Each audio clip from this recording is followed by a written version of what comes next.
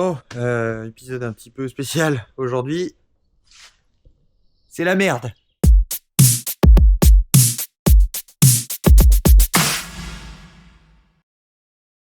Donc je vous ai pas encore présenté, mais vous l'avez vu déjà plein de fois. C'est Bertrand, mon camion de travail, un Iveco Daily 3, entièrement adapté à mon travail avec des Reos, avec un treuil intégré dessus, avec des tonnes de modifs. Ça fait 8 ans que je l'ai, que je l'entretiens, etc. Il se trouve que là, nous sommes un lundi, mais en fait, je m'en suis servi samedi pour faire une livraison de copeaux. Et sur la route, il s'est mis à chauffer de ouf. À chauffer, j'ai un problème d'eau qui descendait régulièrement, donc je remettais. Bon, je me doutais, j'étais dans le déni. J'ai réussi à faire 100 km à 50 km/h sur les montées en voie rapide, à vide. Une fois que j'avais béné mon copeau, à revenir ici. Une fois que je suis revenu, eh bien, j'ai remis de l'eau parce qu'il n'en avait plus. Enfin, plusieurs fois, j'ai ouvert le bouchon, je me suis pris un geyser dans la gueule. Et donc, j'ai remis de l'eau qu'il a bu. Évidemment, pas de fumée, pas de... pas de fumée, pas de taches par terre. Donc, l'eau, je ne sais pas où elle partait. Pas de niveau d'huile qui remonte. Et bah, j'ai fini par trouver. Quand je lui ai refait boire la tasse, j'ai essayé de le démarrer. Le moteur s'est bloqué. Donc il y a un joint de culasse et il y a l'eau qui rentre dans une des culasses. Un peu la panique parce que nous sommes le samedi, il est 14h quand c'est arrivé et j'en avais besoin le lundi. Et toute la semaine pour tirer la mini-pelle, pour forcer, donc c'était pas possible. Et de toute façon, j'en suis arrivé à tel point qu'il y avait de l'eau. Il a eu du mal à compresser, il a fini par démarrer. Et 5 minutes après, genre le démarreur préférait sauter l'écran sur le volant moteur que de le faire tourner tellement ça compressait. Donc j'ai commencé à regarder pour acheter un joint de culasse, sauf qu'il y a plusieurs épaisseurs disponibles et que je n'arrivais pas à savoir sans tout démonter.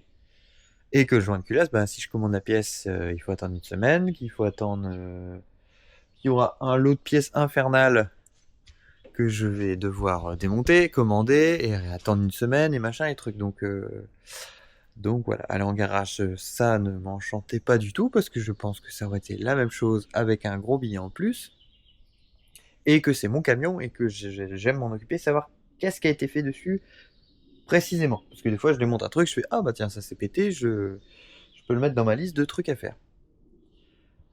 Donc la solution qui a été adoptée, en fait le moteur que vous voyez là, ben c'est pas son moteur. Alors je vais pas faire un swap avec le mascotte. Je vais pas lui mettre un moteur BMW pour l'instant. Je vais tester ce que ça donne là-dessus, je verrai bien. Mais le mascotte, je lui avais enlevé son moteur qui marchait pas. Et comme j'accusais le calculateur, je sais que le reste il fonctionnait. Donc ça, c'est mon moteur qui était dans l'Iveco, là, avant. Celui-là, il a un problème de joint de culasse, il est bloqué. Et j'ai même tourné à poulie dumper, c'est bloqué. Donc, et je lui ai remis le moteur du mascotte, qui fonctionnait pas. Vous savez, le fameux qui voulait pas démarrer. Bah justement, on va en reparler, qui voulait pas démarrer. Donc, j'ai réussi à faire ça J'ai commencé à 9h24. Le camion était entier et je me suis arrêté à 22h, sans s'arrêter, hein. Je me suis arrêté 1 heure pour manger vite fait. Donc, c'était pas drôle, c'était un moment très nul, donc je vous ai rien filmé parce que c'était assez atroce à faire. Donc, démonté, j'ai posé les deux moteurs côte à côte et celui de mascotte, c'est le même bloc, mais c'était pas la même version exactement, donc il y avait des subtilités. Échanger les faisceaux, échanger les turbos, c'est pas les mêmes.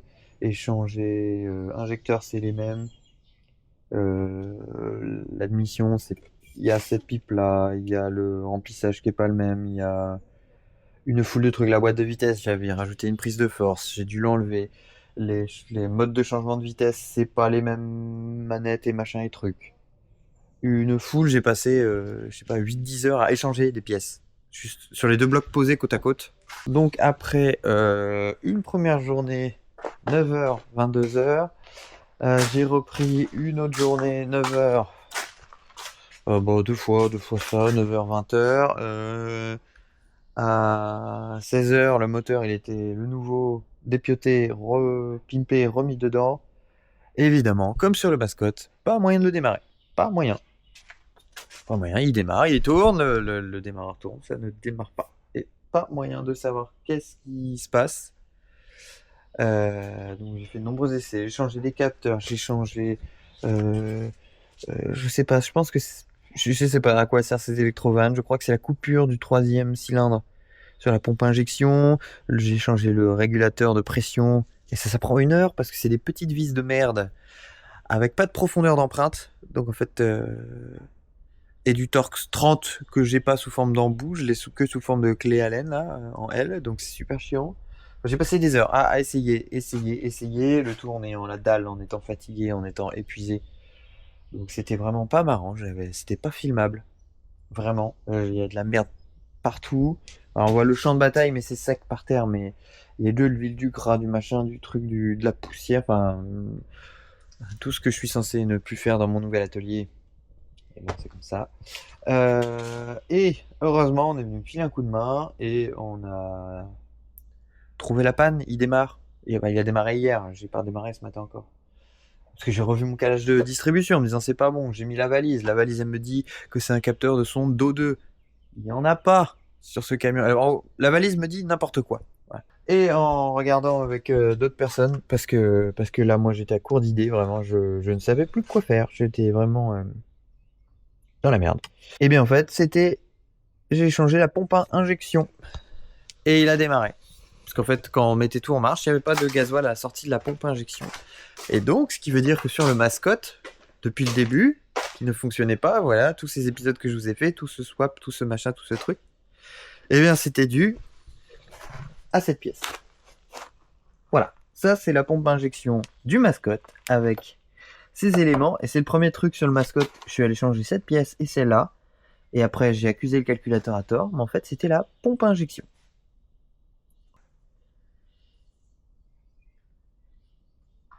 Il laisse quelques minutes de silence pour réaliser. On est content. Donc, on a trouvé. Hein, le mascotte, c'était pas un problème de calculateur de merde, d'électronique de merde, c'était un problème de pompe à injection de merde. Bon, néanmoins, j'aurais pas fait de swap, j'aurais pas eu de moteur d'avance. J'ai changé moteur boîte parce que ma boîte aussi, à force de tirer des mini-pelles et des trucs, elle commençait à faire un sifflement de plus en plus prononcé. Je pense qu'il y a un roulement quelque part qui commence à être baisé, donc j'espère que la nouvelle va mieux. L'idée c'est de gagner un peu de temps.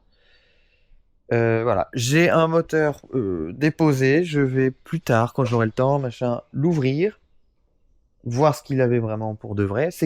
J'ai déjà cassé la courroie de distribution dessus, donc la culasse n'est pas d'origine. C'est moi qui ai refait le joint de culasse, donc j'ai dû le faire comme une burne, puisque ça a tenu 3 ans. J'ai pas dû assez serrer, j'ai pas pris le bon modèle, j'ai pris des pièces de merde, je ne sais pas trop. Il me sert toujours de stock de pièces, hein. J'ai une pompe à eau qui était neuve, j'ai récupéré mes galets, j'ai récupéré ma distribution, parce que la courroie du mascotte, voilà, je sais que ça ne faudrait mettre une neuve, hein, mais elle est toute craquelée. Et celle de mon Iveco, elle est assez récente. Puisque j'ai dû, pour le sortir, démonter cette traverse-là, défaire la crémaillère de direction, qui me l'a bloqué pendant des plombes. J'ai galéré avec mon engin à le sortir. Juste desserrer l'application de la crémaillère et le baisser. Juste 3 cm sans dérégler les roues, les machins, les trucs. Juste le baisser et ça change tout. Parce que je tire trop haut, j'ai niqué je tapais dans le plancher et trop bas, je touchais la crémaillère. Plus un cric derrière pour soulager le poids de la boîte. Et le soulever quasiment que devant. Il y a un point de levage là-bas qui finit par apparaître. Faut pas le prendre. Faut tirer devant. Devant, faut lever le moteur à donf. Ouais, si je peux donner, s'il y en a que ça peut aider, voilà. Donc tout est remonté, arbre de transmission, vitesse, machin. J'ai refait la vidange de boîte, j'ai fait la vidange moteur, filtre à huile neuf. Là, il a démarré un tout petit peu. Récupéré mon ventilateur parce que l'autre c'était une merde. Là, je vais remonter tous les supports de devant, là, que je ne sais plus. Voilà, ceux qui tiennent le pare-choc. J'ai dû arracher les fixations de pare-choc. Parce que ça, c'était sur le pare-choc. Ça tient avec des vis qui sont insérées dans le plastique. Et forcément, l'insert tourne. Donc, d'un côté, j'ai réussi à chauffer au chalumeau pour que la vis poinçonne le plastique. En disant, tant pis. Je vais rester au remontage, voilà. Ah oui, magnifique travail. Donc je vais pouvoir les meuler, reprendre ça un peu propre. Là l'idée c'est déjà de remonter le moteur, le faire tourner, le laisser chauffer, voir si tout va bien. Après je l'avais conduit avant le mascotte, ça marchait bien, voilà. Et espérer pouvoir n'avoir perdu qu'une journée de travail. Après ces 24 heures de travail vraiment ignoble. Ignoble. Ignoble, horrible, pas cool. J'avais aussi mes phares qui marchaient plus bien, ça c'est un problème Iveco. Il y a les commodos, il y a une carte électronique avec les commodos. Et ce qui fait que je n'avais pas le premier cran. Genre feu de position ne marchait pas. Donc tout l'éclairage de nuit ne fonctionnait pas, mais j'avais les feux de croisement. Donc je pouvais moi voir, mais personne ne pouvait me voir. Et moi je voyais rien au tableau de bord. Tout l'éclairage veilleuse, machin, truc bidule ne fonctionnait pas. Donc voilà, c'est les trucs à remonter. Donc là, je pense pas que je vais faire une vidéo pendant que je remonte parce que c'est pas très intéressant. Il y a des trucs, oui, j'aurais pu vous montrer le calage de la distrib, du machin, du truc, mais sincèrement, hier, j'étais pas en état de vous montrer ça. C'était pas possible. J'étais trop dans la merde, trop dans l'urgence. Bon tips aussi à savoir sur les Iveco, puisque je l'ai sous les yeux. Ça là, ce tas de merde là, immonde, qui est d'origine, c'est pas moi qui ai mis les faisceaux comme ça. Si vous avez des problèmes électriques, il y a de très fortes chances que ça vienne de là. À un moment, j'avais plus de compteur kilométrique, c'était un, voilà. Oui, j'ai réparé ce fil. Celui-là. Celui-là, je lui ai même mis un rabout parce que ça marche pas. Hier, j'ai ressoudé celui-là parce qu'ils sont pétés juste à mocher avant les fils. Faut vraiment les inspecter. Ils sont épluchés. Là, normalement, je l'ai vérifié 10 fois. J'en ai pas vu. Donc bon, j'ai ressoudé un fil. J'espère que c'était ma jauge. On verra bien parce que tous les autres fils marchent. Parce que ma jauge, parfois, elle marche. Mais souvent, elle marche pas. Les kilomètres, ça remarche, le machin. C'est un vieil Iveco, c'est comme ça, c'est machin, c'est trucs. Donc c'est des moteurs, enfin le châssis, les machins, tout le reste. Moi j'adore, j'aime beaucoup. L'intérieur est un peu vieillot, mais j'adore les faces avant de ceux-là. Les nouveaux avec les phares triangulaires, je suis pas fan, mais bon, je pense que vous en verrez probablement un jour sur la chaîne parce que le monde évolue, donc on va pas rester bête non plus. Donc je me referai mon moteur propre plus tard pour en avoir un d'avance tout prêt. Un moteur boîte, donc ma boîte je pense qu'elle est flinguée. J'avais une boîte commandée chez Ovoco depuis 6 mois qui m'attend ici sur une palette. Voilà, à laquelle j'ai commandé, c'est pour ça que j'ai enlevé la tulipe, les joints SPI. Et en même temps ça me permet de savoir sur le mascotte, ouais, le projet Swap M57, comment je vais faire pour avoir mes vitesses, parce que ça calcule pas pareil. Donc j'ai regardé comment c'est fait, et sur la tulipe, il y a des... Bon, elle est cachée en dessous.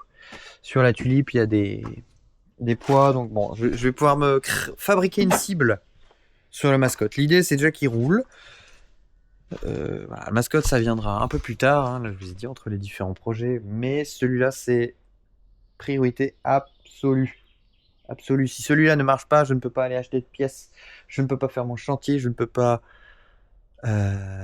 réparer mon tractopelle, je ne peux pas transporter ma mini-pelle pour aller travailler, je ne peux pas me transporter moi avec mon matériel pour aller faire de l'élagage, faire des nivelages, des machins. Donc si celui-là marche pas, je suis vraiment dans la crotte.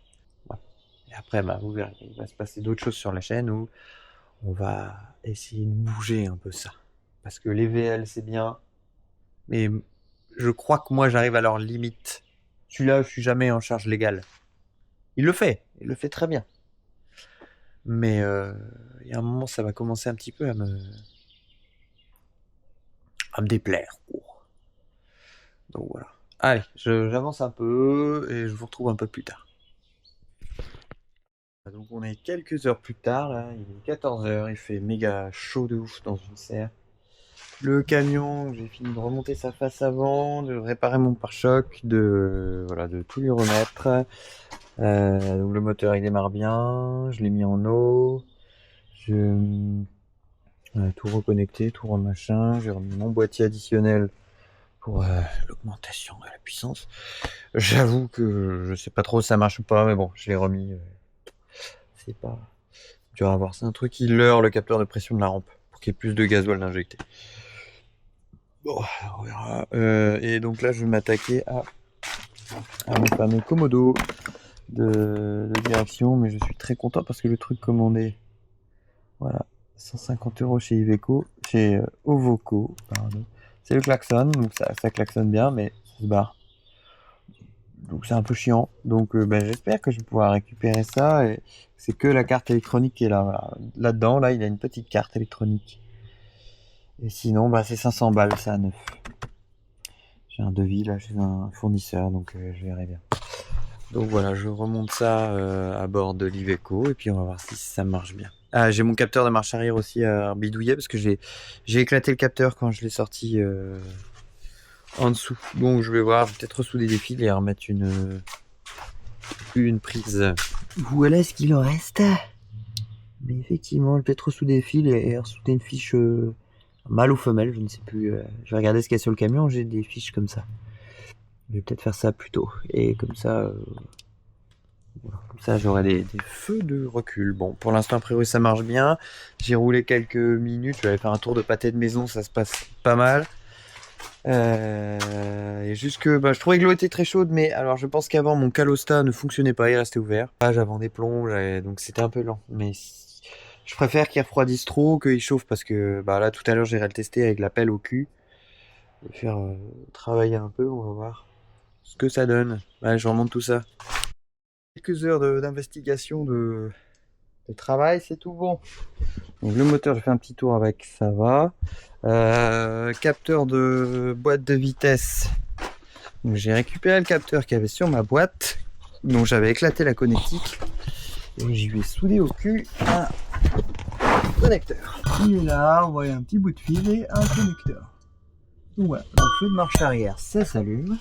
Concernant les feux de position qui ne s'allumaient pas et qui du coup n'allumaient pas les feux de position arrière, l'éclairage du tableau de bord et tout le bazar. Je croyais que c'était le Komodo qui était un gros souci sur ces Iveco. Moi, c'est déjà une pièce de la casse à cause de ce problème-là. C'était un fusible. Voilà, un petit fusible de 15 ampères, un truc tout minus. Vraiment les mini modèles et c'était pas évident de voir qu'il était pété, voilà. Le fameux petit bâtard qui était pété. Pourquoi il a pété? On sait pas, donc peut-être qu'il va repéter. L'Iveco, là, il va faire ses tours de test de chauffe et puis normalement, c'est reparti quoi.